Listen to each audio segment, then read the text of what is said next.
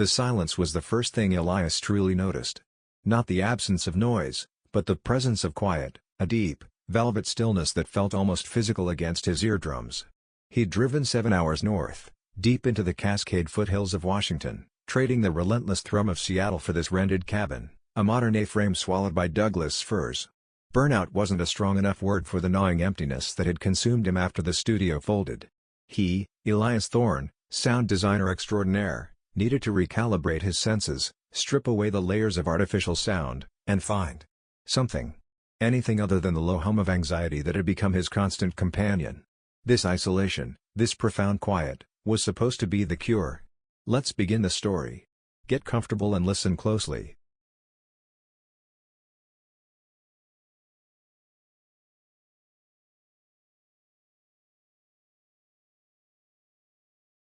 Elias dropped his duffel bag onto the polished concrete floor, the sound echoing slightly in the high-ceilinged main room.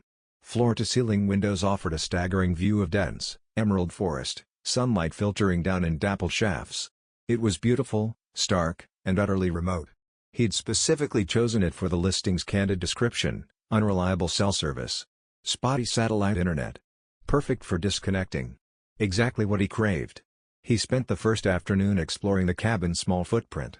Minimalist furniture, a well-equipped kitchen, a loft bedroom. Everything was clean, impersonal, a blank slate. Outside, a small wooden deck overlooked a slope that fell away into deeper woods. He stepped out, breathing in the scent of pine and damp earth. The silence here was different, layered with the subtle symphony of the wilderness. The rustle of unseen creatures in the undergrowth, the sigh of wind through the canopy miles above, the distant chatter of a creek. As a sound engineer, he couldn't help but dissect it, appreciate its complexity. It was organic, chaotic, yet peaceful.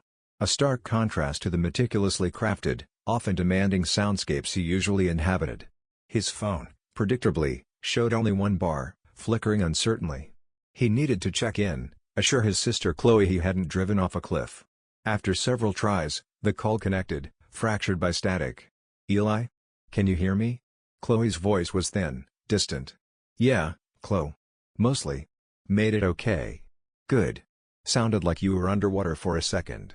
A burst of static crackled. "How is it? Properly isolated?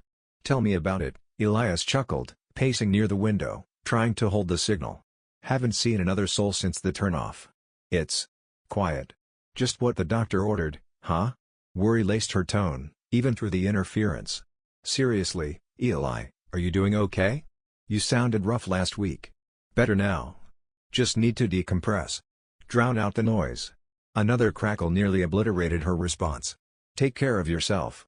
Call me if you need anything. If you can call." "Will do. Love you." "Love you too, Eli. B." The line went dead. He sighed, pocketing the phone. That brief connection felt tenuous, fragile, reinforcing his solitude. Later, as dusk began to bleed through the trees, painting the sky in hues of bruised purple and orange, Elias stood on the deck again. The air grew cooler, the forest sounds shifting. An owl hooted nearby, a resonant, lonely call. And then, carried on a sudden gust of wind that rattled the fir needles, he heard it. Elias? It was faint, almost subliminal. It sounded like Chloe. Exactly like her, but wispy, ethereal. He froze, straining his ears. Nothing. Just the wind sighing, the creek murmuring its endless song. He shook his head. Acoustics. The valley must funnel sound in strange ways. Or maybe it was just his tired mind playing tricks, projecting the voice he'd just heard onto the canvas of the quiet. He was a sound expert, he knew how easily the brain could be fooled, filling in patterns, creating auditory pareidolia. He went inside, locking the door against the deepening night, dismissing the incident. The next morning, he was unloading groceries from his car when an old pickup truck rumbled slowly up the gravel driveway. An elderly man with a weathered face and watchful eyes climbed out. He wore faded overalls and carried a toolbox. "Morning," the man said, his voice raspy, like dry leaves skittering on pavement. "Jed Abernathy? Just checking on the propane levels. Property owner likes me to keep an eye on things when it's rented. Elias Thorne." "Nice to meet you, Mr. Abernathy." Abernathy nodded, glancing towards the dense wall of trees surrounding the cabin. "Quiet spot, ain't it?" "That's the idea," Elias replied. "Aye. Quiet." Abernathy fiddled with the propane tank gauge. "Though sometimes. This valley. It plays tricks on your ears. Holds on to sounds longer and it should, maybe. He squinted at Elias. Hear anything interesting yet? The question felt oddly pointed. Elias remembered the faint voice on the wind. Just the usual forest sounds, he said, keeping his tone neutral. Wind, birds. Abernathy grunted, seemingly satisfied with the propane level. Right. Well, you need anything, my place is couple miles back towards the main road. Got a landline that mostly works. He gave a curt nod, climbed back into his truck, and rumbled away, leaving Elias with a faint, prickling sense of unease. Holds on to sounds. What did that even mean? It sounded like the kind of vague folklore locals might spin for tourists. Still, the old man's words, combined with the phantom voice, left a dissonant note in the otherwise perfect silence. That night, sleep came fitfully. He kept listening, analyzing every creak of the cabin settling, every gust of wind. He told himself it was hyper-awareness, the byproduct of his profession and his current fragile state. But as he drifted off, he thought he heard, impossibly close, just outside the window, the soft snap of a twig. Too clean, too sharp, too close. He sat bolt upright, heart pounding. Silence answered him. Only silence. But it felt heavier now, charged with a waiting quality he couldn't explain. The profound quiet he'd craved was starting to feel less like a refuge and more like a vacuum, waiting to be filled. 3 days into his retreat, the unease solidified into something closer to dread. Elias was sitting on the deck, trying to read, but the silence pressed in, making concentration difficult. The forest felt watchful, its myriad sounds now seeming less like a symphony and more like coded messages he couldn't decipher. Then it happened again. "Elias? Are you out there?" This time it was unmistakable. Clear as day, Chloe's voice, seemingly coming from just beyond the edge of the trees, maybe 20 yards down the slope. Concern tinged her tone, exactly as it would if she'd unexpectedly shown up and couldn't see him. His breath hitched. He stood up slowly, scanning the dense woods. "Chloe?" he called out, his voice tight. No response. Just the whisper of the breeze, the distant creak. "Eli? It's me. Can you hear me?" The voice sounded slightly closer now, laced with a hint of impatience. Heart hammering against his ribs, Elias stepped off the deck and walked cautiously towards the tree line. The undergrowth was thick, shadows pooling beneath the towering firs. "Chloe? Is that you? What are you doing here?" Silence. Absolute silence. He pushed aside a curtain of ferns, peering into the gloom. Nothing. No sign of anyone. Just trees, moss, and the damp smell of decay. A chill, unrelated to the morning air, snaked up his spine. This wasn't an echo. This wasn't the wind. He retreated quickly to the cabin, fumbling for his phone. One bar flickered. He dialed Chloe, his hand trembling slightly. It rang twice, then she picked up, her real voice immediately different, warmer, more grounded, despite the inevitable static. "Eli? Everything okay?" "Chloe. Did you just call me? Outside?" "What? No. Why would I be outside? I'm at work, Eli. In Seattle. Remember?" Confusion and that familiar worry crept into her voice. "Are you okay? You sound weird." "Yeah, I thought I heard you. Outside the cabin." "Heard me? How?" "Eli, that's impossible. I haven't called since you got there." The static crackled, distorting her words momentarily, making her sound tinny, almost artificial. For a sickening second, doubt flared. Was this call real? "Maybe you're just hearing things?" she continued, her voice clearer again. "Stress, maybe? The quiet getting to you?" "Maybe," he lied, forcing a calmness he didn't feel. "Yeah, probably just tired. Acoustics out here are strange." "Okay. Well, get some rest. And call me later? Let me know you're all right." "Will do. Talk soon." He hung up, the phone feeling heavy in his hand. The static on the line, her real voice momentarily sounding distorted, it muddied the waters, making the phantom voice seem less impossible, planting a seed of doubt about his own perception. He couldn't shake the feeling. He spent the rest of the day in a state of heightened alert. Every sound felt suspicious. Was that creak just the house settling, or something else? Was the wind whistling, or whispering? Later that afternoon, while brewing coffee, he heard it again. Not Chloe this time. It was a low, gentle humming. A tune his mother used to hum while gardening, a half-forgotten folk melody from his childhood. It drifted from the direction of the woods, soft, melancholic, incredibly familiar. His mother was in Florida, recovering from knee surgery. There was absolutely no way she could be here. Fear, cold and sharp, pierced through his attempts at rationalization. This wasn't auditory pareidolia. This wasn't stress. Something was happening. He tried to test the environment. He went back out to the deck, cupped his hands around his mouth, and shouted his own name. Elias. The sound rolled across the clearing, echoed faintly off the trees on the far side, and died. Normal acoustics. Nothing unusual. He tried again, shouting towards different parts of the woods. The echoes behaved predictably. Frustrated, he retrieved one of his professional-grade condenser microphones and a portable recorder from his gear bag. He set the microphone up on the deck railing, pointing it towards the area where he'd heard Chloe's voice, ran the cable inside, and hit record. He sat by the window, watching the levels on the recorder, waiting. For hours, he captured nothing but the ambient sounds of the forest, wind, birdsong, the rustle of leaves, the distant creek. He played it back through his high-fidelity headphones, listening intently. Nothing. Just pristine, natural sound. Then, reviewing the waveform later, he saw it, tiny, almost imperceptible spikes in the recording, coinciding roughly with the times he thought he might have heard something faint, like a whisper just below the threshold of hearing. When he isolated and amplified these sections, all he got was a burst of faint, wide-spectrum static. Meaningless noise. Or was it? He felt a growing sense of being watched, not by eyes, but by ears. Something was listening. Something was learning. The silence he had sought was now corrupted, filled with the terrifying potential of familiar voices emerging from the unknown. He checked the locks on the doors and windows, the isolation of the cabin suddenly feeling less like freedom and more like a trap. The static on the line, the static on his recording, it felt like interference, a bleed-through from somewhere else. Somewhere close. The mimicry evolved over the next 2 days. It was no longer just random calls of his name or half-remembered tunes. It became targeted, unsettlingly personal. He was washing dishes, staring out the window at the oppressive green wall of trees, when he heard it, Chloe's voice again, but different this time. Sharper, laced with an edge of accusation. "Eli, you can't just run away from everything." He dropped a plate. It clattered in the sink but didn't break. His heart seized. That was almost verbatim what Chloe had said during their last difficult conversation before he left, a conversation filled with her worried frustration about his withdrawal. How could it know that? He gripped the edge of the counter, knuckles white. He didn't respond, didn't look outside. He forced himself to breathe, trying to apply logic. Coincidence? A common phrase?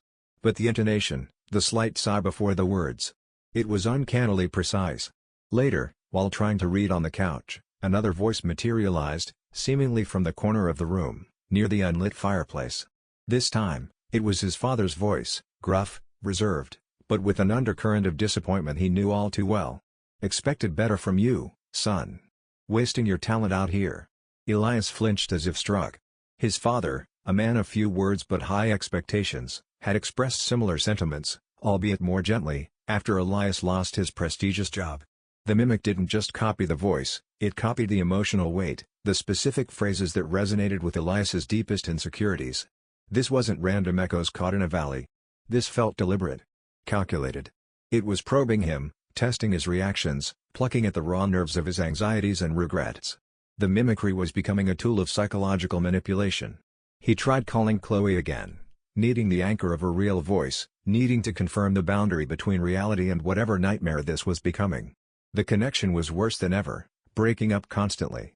"Eli? You there?" Her voice swam in and out of static. "Chloe," he said, trying to sound casual, "quick question. Did you happen to mention something about me running away when we last talked?" A pause, filled with crackling interference. "What? Eli, what are you talking about? Are you referencing that argument we had before you left?" Confusion warred with suspicion in her tone. "Why are you bringing that up now?" "No reason," he said quickly. Too quickly. "Just thinking." "Eli, you're scaring me," she said, the static momentarily clearing. "First you think I'm outside your cabin, now you're asking weird questions about old arguments. What is going on out there? Are you taking care of yourself? Are you really okay, Eli?" Her genuine concern, her exact phrasing, "Are you really okay, Eli?" mirrored a whisper he thought he'd heard just hours before, seemingly drifting from the woods. A cold dread washed over him. Was this Chloe? Or was this the mimic, learning, adapting, using the phone line itself? The static felt less like poor reception and more like a deliberate veil. How could he tell? The slight imperfections he might normally detect as a sound engineer were masked by the terrible connection. Paranoia, sharp and suffocating, clamped down on him. He couldn't trust his ears. He couldn't trust the technology that was supposed to connect him to the outside world. He was truly isolated now, not just physically, but sensorially. "I'm fine, Chloe," he lied, his voice strained. "Signal's breaking up. I gotta go." "Eli, wait." He ended the call, tossing the phone onto the couch as if it were contaminated. He felt trapped. The entity, whatever it was, wasn't just mimicking voices, it was mimicking relationships, weaponizing intimacy. It was using his love for his family, his history with them, against him. He paced the cabin, feeling the walls closing in. He went to the windows, peering out into the twilight. The trees stood silent, monolithic. But the air itself felt charged, listening. He imagined the entity out there, a formless intelligence, perhaps, sifting through the stray electrons carrying his conversations, absorbing the emotional frequencies, learning his triggers. He considered leaving. Packing his bags and driving away, back to the noisy, familiar chaos of the city. But a deeper, colder fear held him rooted. What if it wasn't tied to this place? What if it had somehow latched onto him? And the insidious thought, what if he was actually losing his mind? What if Chloe was right, and this was all stress, grief, and isolation manifesting as auditory hallucinations? The possibility was almost as terrifying as the alternative. That night, the whispers felt closer. They seemed to slither through the cracks around the windows, under the door. Snippets of praise his mother used to give him, twisted into sarcasm. Fragments of laughter shared with friends, now sounding hollow and mocking. Intimate words spoken by a past lover, turned cold and accusing. It was a relentless psychological siege, designed to break him down, to make him doubt everything, especially his own sanity. Sleep was impossible. He sat huddled on the couch, lights blazing, listening to the terrifyingly familiar whispers weave themselves into the fabric of the night. The silence was gone. Now, there was only the sound, and the fear. The breaking point came just before dawn. Exhausted, nerves frayed raw, Elias was staring blankly at the gray light filtering through the windows when Chloe's voice ripped through the quiet, filled with genuine panic. "Eli. Help me. I came to check on you. The car broke down up the road. I tried walking. I think I'm lost out here. Eli, please." The voice was sharp with terror, coming from the woods just beyond the clearing, maybe 50 yards away. It sounded utterly convincing. Every instinct screamed at him, Chloe is in trouble. Go help her. His carefully constructed walls of doubt and analysis crumbled. Panic surged, overriding logic. He didn't think about the impossibility, the previous mimicry. He only heard his sister, lost and afraid in the dark woods. "Chloe," he yelled, rushing to the door, fumbling with the locks. "I'm coming." "Where are you?" "Over here. By the big rocks." "Hurry, Eli, it's dark. I think I hear something." The voice cracked with convincing fear. He threw the door open, stepping out onto the cold deck. "Stay there. Keep shouting so I can find you." He grabbed a powerful flashlight from the entryway table, his mind racing. How did she get here? Why didn't she call the car? He hesitated at the edge of the deck, flashlight beam cutting a nervous path into the trees. A flicker of caution returned. This was too sudden, too perfectly timed to his vulnerable state. "Chloe?" He called again, his voice less certain. "Talk to me. What kind of car were you driving?" He needed a detail, something concrete. There was a fractional pause, just a beat too long. Then the voice answered, still panicked, but with an infinitesimal flatness. "My car, Eli. The blue one. Please, just hurry." Ice water trickled down his spine. Chloe didn't drive a blue car. She drove a silver hatchback. He knew this as surely as he knew his own name. It was a small detail, easily missed in panic, but his sound engineer's brain, trained to detect nuance, snagged on the slight delay, the almost imperceptible lack of genuine confusion in the voice before it answered. It wasn't processing, it was retrieving. "What big rocks?" He pressed, keeping his voice steady, flashlight beam still probing the darkness. "Describe them."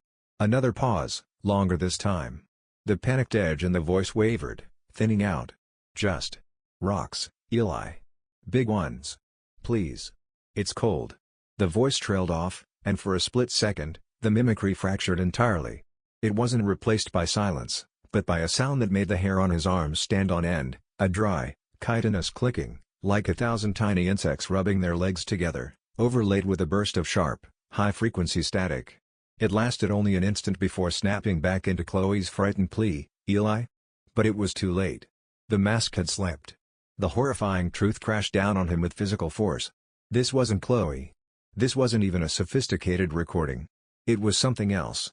Something pretending, learning, fishing for reactions, using his deepest emotional connections as bait to lure him out, away from the relative safety of the cabin, deeper into the woods. He stumbled back inside, slamming the door shut, locking it, heart pounding against his ribs so hard it hurt. He leaned against the door, gasping for breath, sweat cooling rapidly on his skin. The clicking static echoed in his mind, alien and deeply wrong. It was the sound of the mechanism behind the voice, the true sound of the predator. He stayed there for a long time, listening. The pleading voice of Chloe continued for a few more minutes, gradually sounding more desperate, then confused, then finally fading away into the pre-dawn gloom. Silence returned, but it was a heavy, menacing silence now, pregnant with the knowledge of what lurked just beyond the tree line. Later that morning, shaken but resolute, Elias drove the rough track back towards the main road until he reached Abernathy's slightly dilapidated farmhouse. He needed answers, or at least context, however cryptic. The old man was splitting wood in his yard, axe rising and falling with practiced rhythm. Elias got straight to the point, his voice tight with residual fear. "Mr. Abernathy? You said the woods here play tricks. That they hold on to sounds." Abernathy stopped, leaning on his axe handle, regarding Elias with those unsettlingly perceptive eyes. "I said something like that." "It's more than tricks," Elias said, struggling to articulate the horror. "I'm hearing things. Voices. People I know. My sister. My parents. It sounds exactly like them. Last night. It tried to lure me out. Pretending to be my sister, lost in the woods." The old man's expression didn't change, but something flickered in his eyes, recognition, perhaps, or resignation. He spat on the ground. "Heard stories like that before. Not ghosts, mind you. Not exactly." He gestured vaguely towards the forested hills rolling away into the distance. "It's the valley. The woods themselves, some say. They get hungry." "Hungry for what?" Elias pressed. "Voices, maybe. Or what's behind them." Abernathy squinted, choosing his words carefully. "Folks go missing in these woods sometimes. Not often, but it happens. Hikers, mostly. Sometimes locals who should know better. Before they disappear. Some talk about hearing things. Hearing lost loved ones calling to him from deep in the timber. Calling him further in." He paused, meeting Elias's gaze directly. "They say it learns you. Listens to what you carry inside, your fears, your affections. Figures out the right voice, the right words." He gestured towards a specific ridge, heavily forested and shadowed even in the morning light. "Best stay clear of the hollows round Black Creek Ridge. Sound gets trapped in there. Twisted. Some say that's where it's strongest." He picked up his axe again, a clear dismissal. "Best advice I can give you? Don't listen. And don't answer back. It learns what you want to hear. And it really learns when you talk back to it." Elias drove back to the cabin, Abernathy's words echoing ominously. "It learns what you want to hear." The entity wasn't just mimicking, it was adapting, refining its predatory technique based on his reactions. The brief, terrifying conversation had likely given it invaluable data. The woods no longer felt like a place of potential healing, but a hunting ground, and he was the prey. The entity, the sound thief, Elias started calling it in his mind, didn't wait long to escalate its assault. Knowing he wouldn't fall for the distressed Chloe ploy again, it shifted tactics, digging deeper into his psyche, exploiting vulnerabilities he hadn't even consciously acknowledged.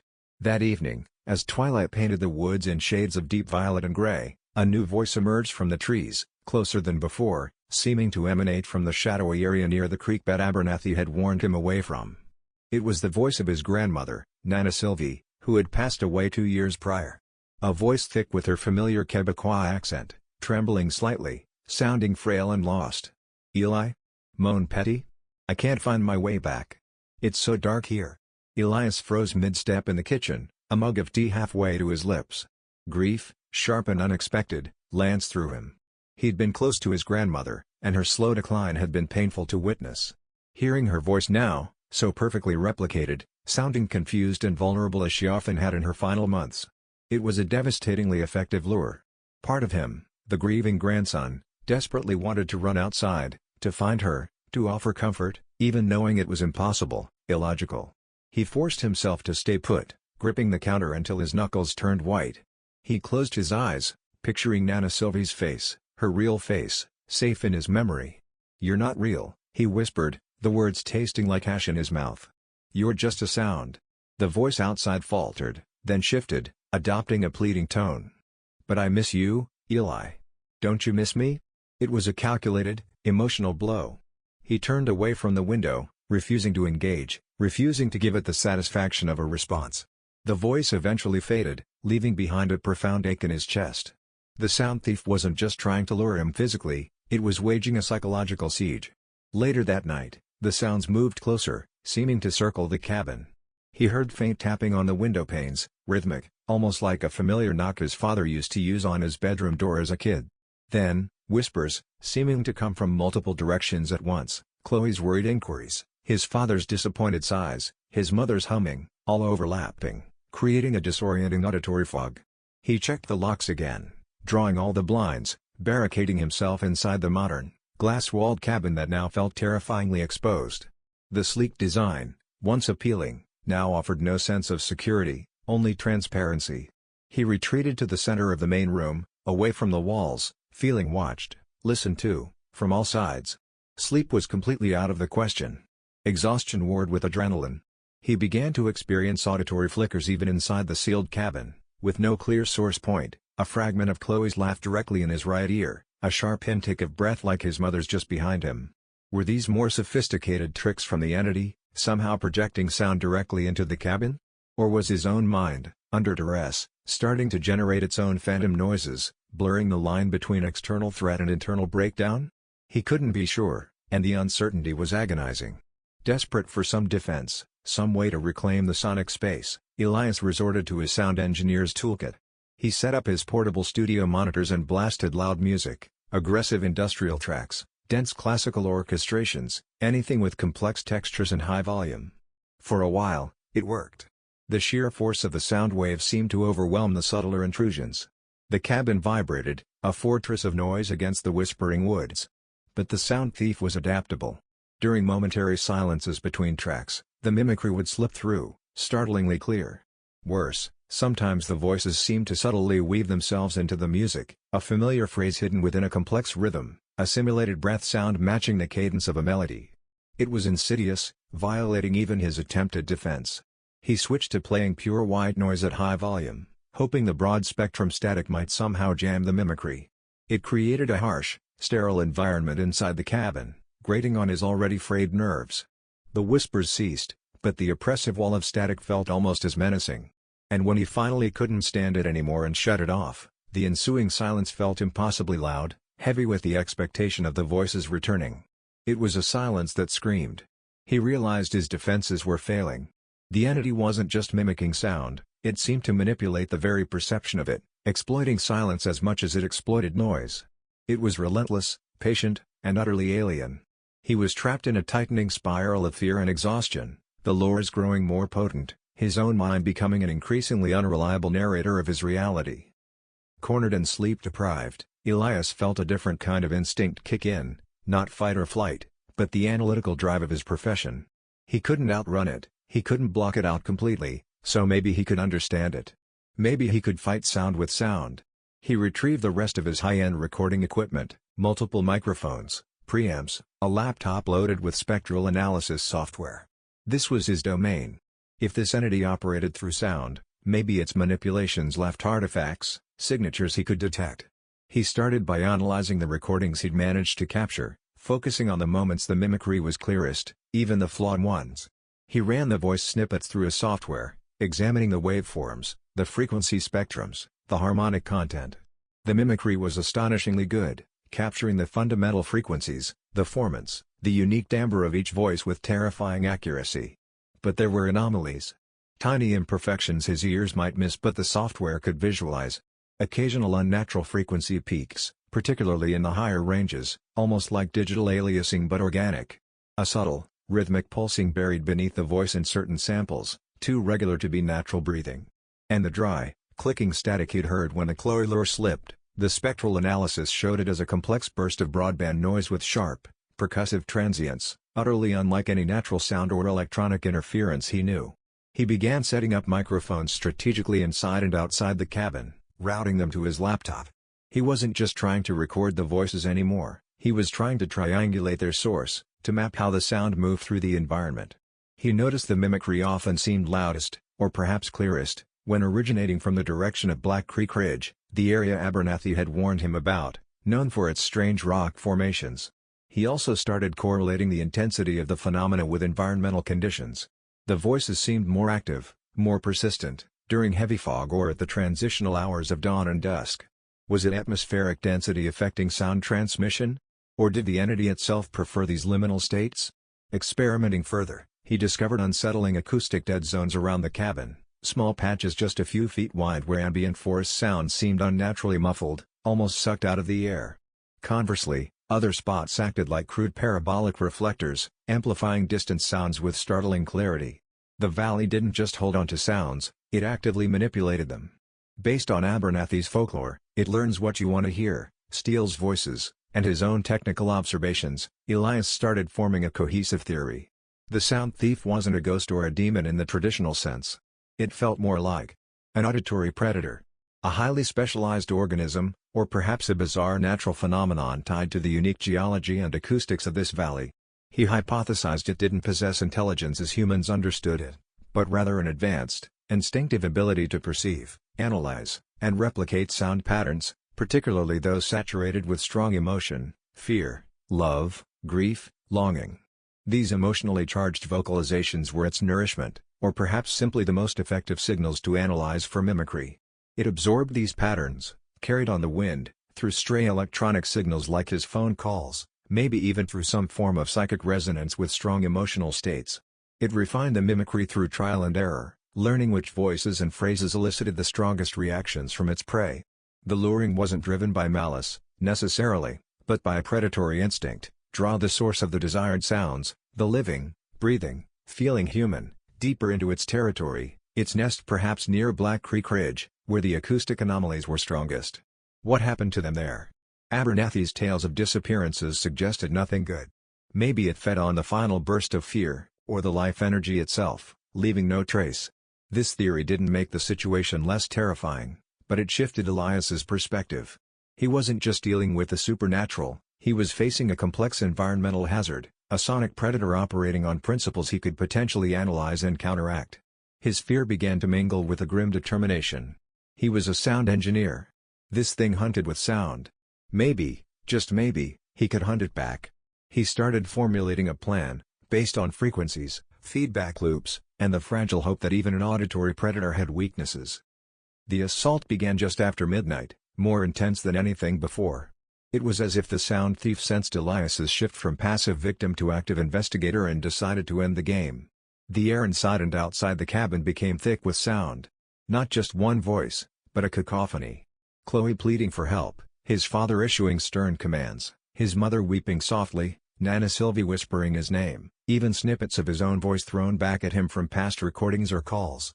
They overlapped, clashed, merged, a horrifying chorus of his loved ones, all seemingly crying out from different points in the woods, some sounding impossibly close, right outside the windows, others distant and lost. Instructions warred with accusations. Eli, run. Get out now. You disappointment. Stay and face it. Help me, Eli, I'm scared. It's your fault we're worried. The onslaught was designed to overwhelm, to shatter his focus, to induce paralyzing panic or drive him madly out into the darkness towards one of the phantom calls. The sounds seemed to press physically against the cabin walls. Windows vibrated slightly, not from wind, but from focused sonic pressure. Elias clamped his hands over his ears, but it barely helped. The voices seemed to resonate directly in his skull. This was it. The final push. But Elias was ready. Or as ready as he could be. His analysis had suggested the entity, while masterful at mimicry, might be vulnerable to specific types of sonic disruption, pure, overwhelming noise outside its learned patterns, or perhaps chaotic feedback it couldn't easily process or replicate. He jury-rigged his equipment for one desperate countermeasure. He had placed 2 microphones outside, aimed towards Black Creek Ridge where the sounds seemed strongest, and connected them to his most powerful amplifier and the large studio monitors inside, facing the main window. He also had a signal generator ready, cued to produce a high-amplitude blast of pure white noise across a wide frequency spectrum. Taking a deep breath, heart hammering like a drum solo against his ribs, Elias slammed his fist down on the controls. First, he activated the external microphones and cranked the amplifier gain way up, feeding the captured sound directly back out through the monitors aimed towards the source. The idea was to create a massive, uncontrolled feedback loop, the entity's own sounds, amplified and thrown back at it, potentially overloading its mimicry mechanism. A high-pitched squeal tore through the night, escalating rapidly in volume, mingling with the phantom voices in a hellish shriek. The cabin shuddered. For a moment, the cacophony intensified, the mimicked voices warping, stretching, becoming grotesque parodies. Then, Elias triggered the second part of his plan. He cut the feedback loop and instantly broadcast the white noise blast at maximum volume. A deafening roar of pure static erupted from the monitors, a tidal wave of undifferentiated sound flooding the clearing. It wasn't a voice, it wasn't music, it was the sound of raw, chaotic energy. The reaction from the woods was immediate and violent. The mimicry didn't just stop, it tore apart. The layered voices collapsed into a single, monstrous sound, a guttural, screeching roar composed of shredded vocal fragments, electronic shearing noises, and that horrifying, dry, clicking static amplified 100-fold. It was the sound of something ancient and alien forced to reveal its true voice, a voice never meant to be heard by human ears. The sonic pressure intensified drastically. The large window overlooking the woods bowed inward, creaking ominously. Dust rained down from the ceiling beams. Elias threw himself flat on the floor, covering his head as the inhuman roar washed over the cabin, seeming to shake its very foundations. Then, as abruptly as it began, it stopped. The white noise generator cut out automatically after its programmed 30-second burst. The monstrous roar ceased. Silence crashed back in. Not the peaceful silence Elias had first sought, nor the menacing silence that followed the whispers. This was a dead silence. Utterly profound, heavy, and unnervingly empty. The predatory awareness that had saturated the woods felt gone. Retreated. Or perhaps, destroyed. Elias lay on the floor, trembling, ears ringing violently from the white noise blast and the entity's final shriek. He didn't move for a long time, listening to the ringing fade, replaced only by the frantic thumping of his own heart and the ragged sound of his breathing. The frequency of fear had been met with a frequency of defiance. And for now, silence had won. Elias didn't move until the first gray hint of dawn filtered through the dust-streaked windows. The silence held. It was a heavy, exhausted silence, the kind that follows a violent storm. Cautiously, he pushed himself up, his muscles aching, his nerves feeling like frayed wires. He crept to the window, peering out. The woods looked normal. Just trees, dew-kissed ferns, the faint mist rising from the creek bed. But the feeling was different. The oppressive, watchful presence was gone. The air felt lighter, cleaner, though still unnerving in its absolute quiet. It felt like the aftermath of a fever breaking. Had his desperate sonic assault worked? Had he driven the sound thief away, or somehow damaged its ability to manifest? Or was it merely dormant, waiting? He couldn't know. He didn't wait to find out. Survival instinct took over, sharp and insistent. He moved through the cabin with frantic energy, throwing his clothes, equipment, and minimal remaining food into his bags. He didn't bother tidying up. He didn't look too closely at the slightly warped window frame or the fine layer of dust coating everything. He just needed to leave. Now. He threw his gear into the car, slammed the trunk shut, and got behind the wheel, hands still trembling slightly. He didn't look back at the cabin as he reversed down the graveled driveway, tires crunching too loudly in the stillness. The drive out felt interminable, every familiar bend in the rough track fraught with imagined threats. He half expected to hear a voice call his name from the trees, but nothing came. Only the sound of his engine and the birds beginning their morning chorus, sounding blessedly, banally normal. Reaching the paved county road felt like surfacing from underwater. Seeing another car pass in the opposite direction was a jolt.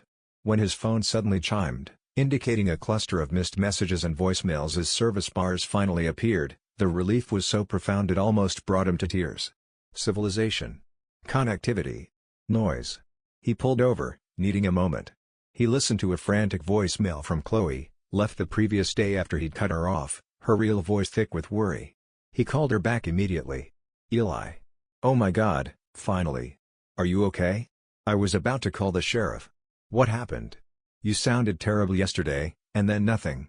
He tried to explain. He spoke about the isolation, the strange acoustics, the voices, the mimicry, the terror, Abernathy's warnings, the final sonic confrontation. Even as he spoke the words, he heard how insane it sounded. Voices in the woods stealing voices? An auditory predator? Chloe listened patiently, but her silence on the other end was heavy with disbelief, thinly veiled concern shifting towards worry about his mental state. "Eli," she said softly, carefully, after he finished. "You've been under a lot of stress. Burnout, the job. Maybe the isolation wasn't the best idea? Maybe you should talk to someone? Professionally?" He couldn't blame her.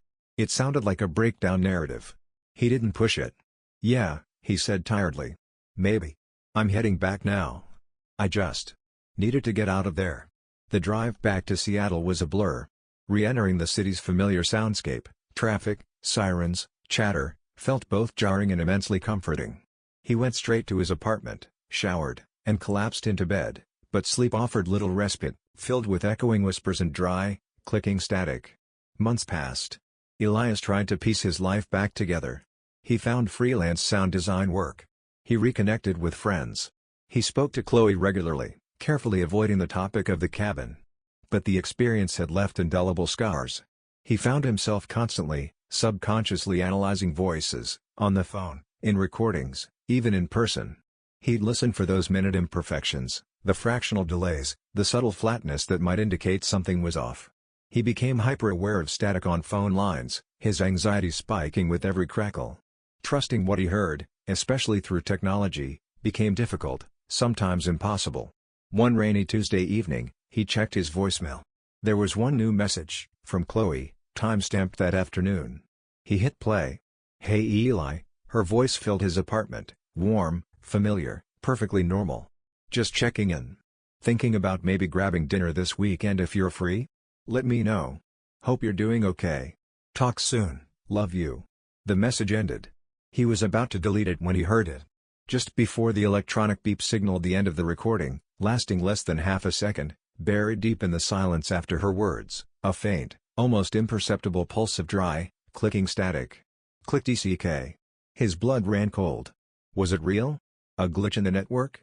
An artifact from his phone? Or was it the sound thief, somehow having followed him, embedding its signature in the digital stream, a lingering echo in the machine? Or worse, was it just his traumatized mind, forever listening for the monster in the silence, unable to distinguish the real from the phantom, destined to doubt the voices of his loved ones forever? He couldn't be sure. He deleted the message, the sound of the click echoing in the sudden, heavy quiet of his apartment. The silence he had once craved now felt vast, empty, and potentially full of unseen listeners. He found he couldn't bring himself to listen to voicemails anymore, nor old family recordings. The silence, flawed as it was the only thing left he could tentatively trust. Enjoyed the story? Don't forget to like, share, and subscribe for more. We'd love to hear your thoughts in the comments below.